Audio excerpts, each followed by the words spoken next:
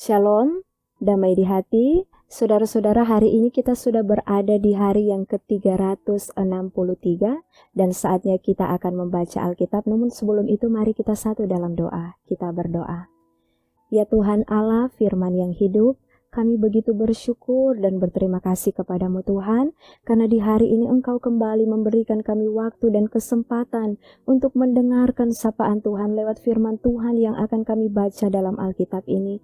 Kami bermohon agar kiranya kuat kuasa Roh Kudus-Mu memampukan kami semua untuk membaca dengan benar, memahami dengan benar, agar kami dapat mampu melakukan firman Tuhan ini di kehidupan yang masih Tuhan percayakan kepada kami. Berfirmanlah Engkau Tuhan, kami siap untuk mendengarkannya. Amin. Saudara-saudara, hari ini kita akan membaca dalam Wahyu pasal 13 sampai pasal 15. Lalu aku melihat seekor binatang keluar dari dalam laut, bertanduk 10 dan berkepala 7. Di atas tanduk-tanduknya terdapat 10 mahkota dan pada kepalanya tertulis nama-nama hujat. Binatang yang kulihat itu serupa dengan macan tutul, dan kakinya seperti kaki beruang dan mulutnya seperti mulut singa. Dan naga itu memberikan kepadanya kekuatannya dan tahtanya dan kekuasaannya yang besar. Maka tampaklah kepadaku satu dari kepala-kepalanya seperti kena luka yang membahayakan hidupnya, tetapi luka yang membahayakan hidupnya itu sembuh. Seluruh dunia heran lalu mengikut binatang itu. Dan mereka menyembah naga itu, karena ia memberikan kekuasaan kepada binatang itu. Dan mereka menyembah binatang itu sambil berkata, siapakah yang sama seperti binatang ini? Dan siapakah yang dapat berperang melawan dia? Dan kepada binatang itu diberikan mulut yang penuh kesombongan dan hujat. Kepadanya diberikan juga kuasa untuk melakukannya 42 bulan lamanya. Lalu ia membuka mulutnya untuk menghujat Allah, menghujat namanya dan kemah kediamannya dan semua mereka yang diam di sorga. Dan ia diperkenankan untuk berperang melawan orang-orang kudus dan untuk mengalahkan mereka. Dan kepadanya diberikan kuasa atas setiap suku dan umat dan bahasa dan bangsa. Dan semua orang yang diam di atas bumi akan menyembahnya, yaitu setiap orang yang namanya tidak tertulis sejak dunia dijadikan di dalam kitab kehidupan dari anak domba yang telah disembelih. Barang siapa bertelinga, hendaklah ia mendengar. Barang siapa ditentukan untuk ditawan, ia akan ditawan. Barang siapa ditentukan untuk dibunuh dengan pedang, ia harus dibunuh dengan pedang. Yang penting di sini ialah ketabahan dan iman orang-orang kudus. Dan aku melihat seekor binatang lain keluar dari dalam bumi, dan bertanduk dua sama seperti anak domba, dan ia berbicara seperti seekor naga. Dan seluruh kuasa binatang yang pertama itu dijalankannya di depan matanya. Ia menyebabkan seluruh bumi dan semua penghuninya menyembah binatang pertama yang luka parahnya telah sembuh. Dan ia mengadakan tanda-tanda yang dahsyat, bahkan ia menurunkan api dari langit ke bumi di depan mata semua orang. Ia menyesatkan mereka yang diam di bumi dengan tanda-tanda yang telah diberikan kepadanya untuk dilakukannya di depan mata binatang itu. Dan ia menyuruh mereka yang diam di bumi supaya mereka mendirikan patung untuk menghormati binatang yang luka oleh pedang, namun yang tetap hidup itu. Dan kepadanya diberikan kuasa untuk memberikan nyawa kepada patung binatang itu, sehingga patung binatang itu berbicara juga dan bertindak begitu rupa sehingga semua orang yang tidak menyembah patung binatang itu dibunuh. Dan ia menyebabkan sehingga kepada semua orang, kecil atau besar, kaya atau miskin, merdeka atau hamba, diberi tanda pada tangan kanannya atau pada dahinya. Dan tidak seorang pun yang dapat membeli atau menjual selain daripada mereka yang memakai tanda itu, yaitu nama binatang itu atau bilangan namanya. Yang penting di sini ialah hikmat. Barang siapa yang bijaksana, baiklah ia menghitung bilangan binatang itu, karena bilangan itu adalah bilangan seorang manusia, dan bilangannya ialah 666. Dan aku melihat, sesungguhnya anak domba berdiri di bukit Sion dan bersama-sama dengan dia 144.000 orang, dan di dahi mereka tertulis namanya dan nama bapanya. Dan aku mendengar suatu suara dari langit bagaikan desau air bah dan bagaikan deru guru yang dahsyat. Dan suara yang kudengar itu seperti bunyi pemain-pemain kecapi yang memetik kecapinya. Mereka menyanyikan suatu nyanyian baru di hadapan tahta dan di depan keempat makhluk dan tua-tua itu. Dan tidak seorang pun yang dapat mempelajari nyanyian itu selain daripada 144.000 orang yang telah ditebus dari bumi itu. Mereka adalah orang-orang yang tidak mencemarkan dirinya dengan perempuan-perempuan, karena mereka murni sama seperti perawan. Mereka adalah orang-orang yang mengikuti anak domba itu kemana saja ia pergi.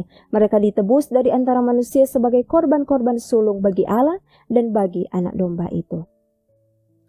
Dan di dalam mulut mereka tidak terdapat dusta, mereka tidak bercela.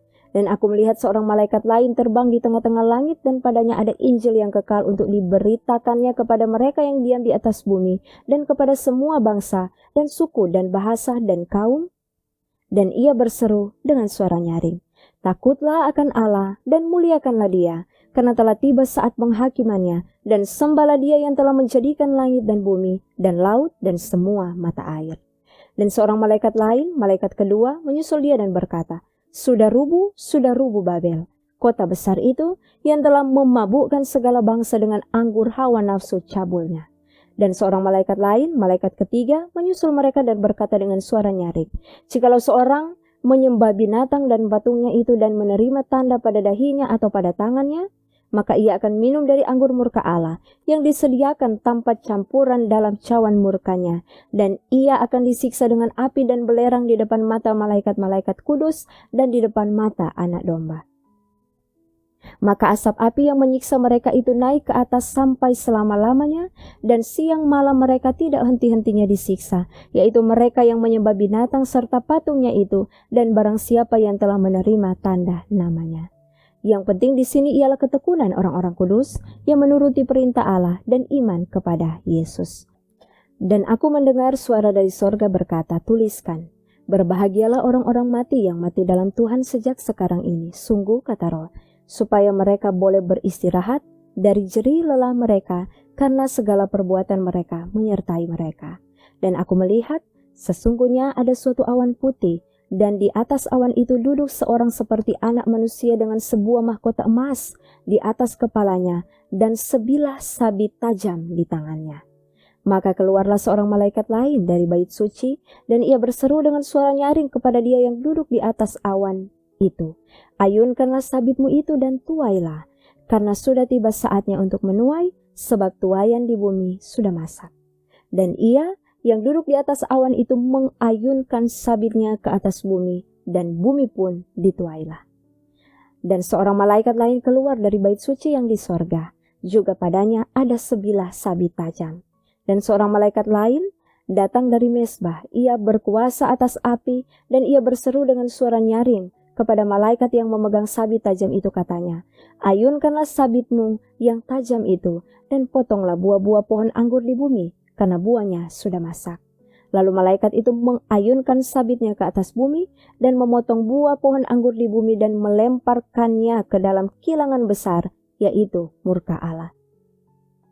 Dan buah-buah anggur itu dikilang di luar kota, dan dari kilangan itu mengalir darah, tingginya sampai ke kekang kuda dan jauhnya 200 mil. Dan aku melihat suatu tanda lain di langit, besar dan ajaib, 7 malaikat dengan 7 malapetaka terakhir, karena dengan itu berakhirlah murka Allah. Dan aku melihat sesuatu bagaikan lautan kaca bercampur api, dan di tepi lautan kaca itu berdiri orang-orang yang telah mengalahkan binatang itu dan patungnya dan bilangan namanya. Pada mereka ada kecapi Allah. Dan mereka menyanyikan nyanyian Musa hamba Allah dan nyanyian anak domba bunyinya. Besar dan ajaib segala pekerjaanmu ya Tuhan Allah yang Maha Kuasa, adil dan benar segala jalanmu ya Raja segala bangsa. Siapakah yang tidak takut ya Tuhan dan yang tidak memuliakan namamu, sebab Engkau saja yang kudus, karena semua bangsa akan datang dan sujud menyembah Engkau, sebab telah nyata kebenaran segala penghakimanmu. Kemudian daripada itu aku melihat orang membuka bait suci, kemah kesaksian di sorga. Dan ketujuh malaikat dengan ketujuh malapetaka itu keluar dari bait suci, berpakaian lenan yang putih bersih dan berkilau-kilauan, dan dadanya berlilitkan ikat pinggang dari emas. Dan satu dari keempat makhluk itu memberikan kepada ketujuh malaikat itu 7 cawan dari emas yang penuh berisi murka Allah, yaitu Allah yang hidup sampai selama-lamanya.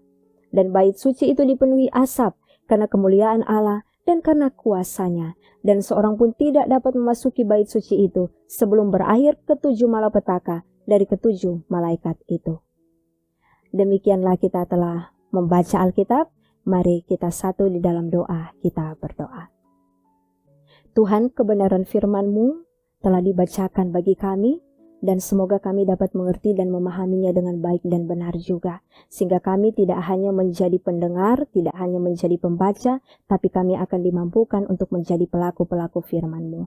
Ya Tuhan Allah, kami bermohon kiranya Engkau selalu menyertai dan memberkati kehidupan kami, pekerjaan kami, pendidikan kami, pelayanan kami, aktivitas kami, usaha dan tanggung jawab kami semua.